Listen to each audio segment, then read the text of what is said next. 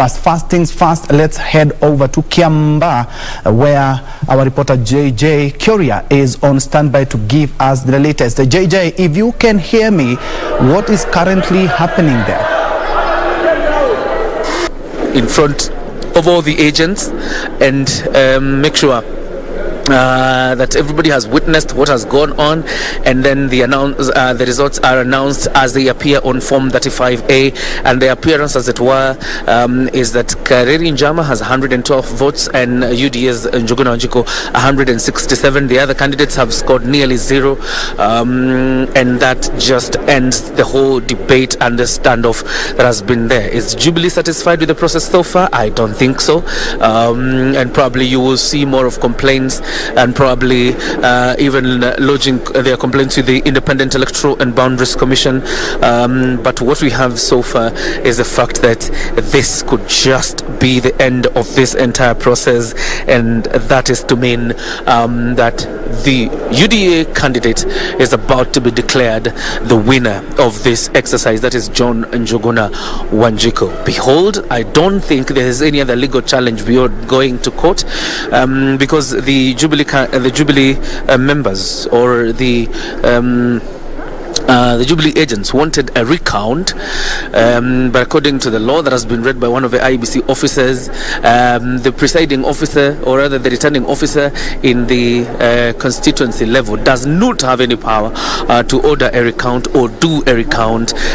The recount can only be done by the presiding officer in a polling station, and that letter has to be addressed to a presiding officer in that polling station so that a recount can be done.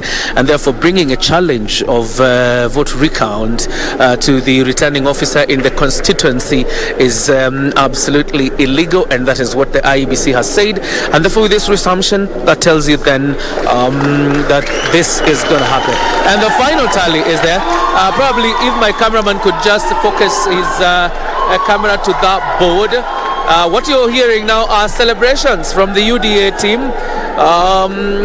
The UDA team is celebrating its win. It's official. What we just are waiting for is for the Independent Electoral and Boundaries Commission to declare Njuguna Wanjiku as the candidate, or rather the winner of this by-election. But as it were, the provisional results appearing on the board are clear that Njuguna Wanjiku is the next Member of Parliament for Kiambaa constituency. But well, they appear to be taking it in grace. The chief agent of the UDA party is asking them to sit down well up until the time when the Independent Electoral and Boundaries Commission, through its returning officer, declares these results officially and announces Kawajiko, or Njuguna Wanjiku, as the winner of this by-election. And you can tell the mood, very much elated. On the other side, gloom from the Jubilee end. And like I said yesterday, cometh the moment, cometh the hour. 8 candidates. One of them becomes the next Member of Parliament for Kiambaa constituency. The 7 others goeth. And the moment is here. The moment is here. The candidate is John Njuguna Wanjiku of the UDA party, who has won the by-election. Remember, these are provisional results. Like I said, the work of declaring a winner is not our own. The work of declaring a winner is by the Independent Electoral and Boundaries Commission. And that is what we are waiting for, that very official announcement. You can see the returning officer there, probably consulting with his officials before the signing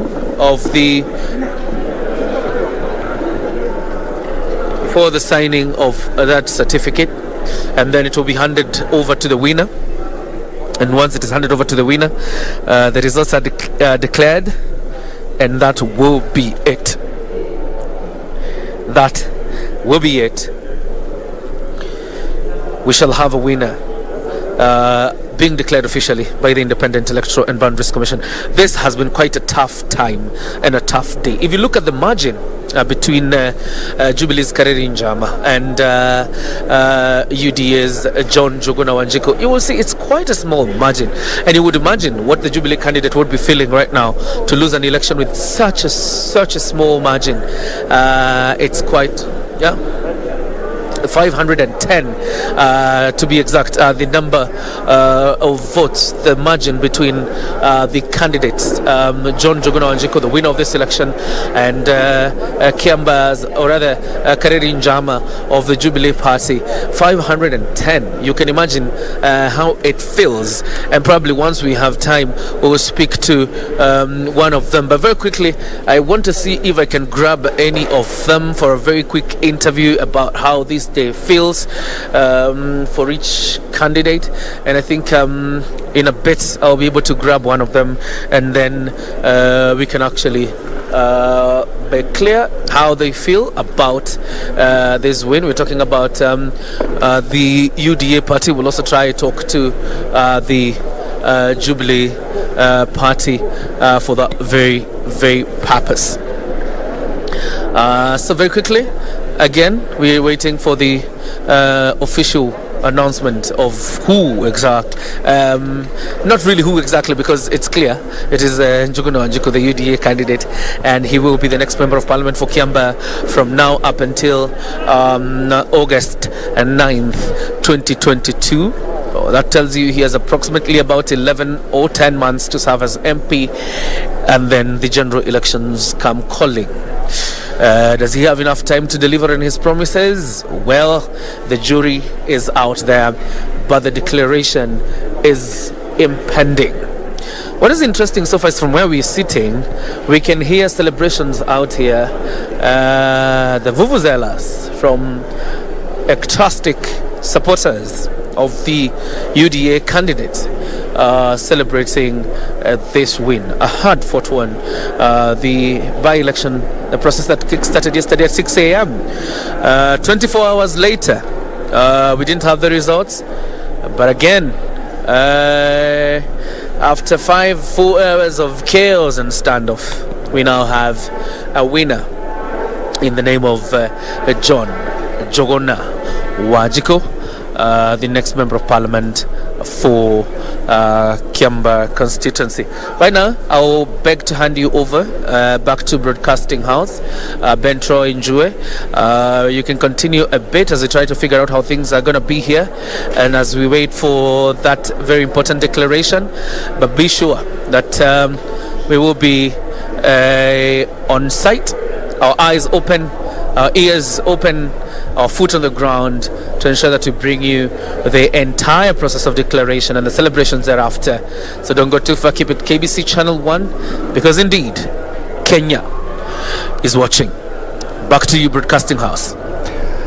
Thank you so much, JJ Kuria. And of course, we are also watching. The standoff is over, and Njuguna Wanjiku, according to the provisional result, is the winner of Kiambaa constituency by-election that was held yesterday. And we are just waiting for the IEBC returning officer actually to declare the final result.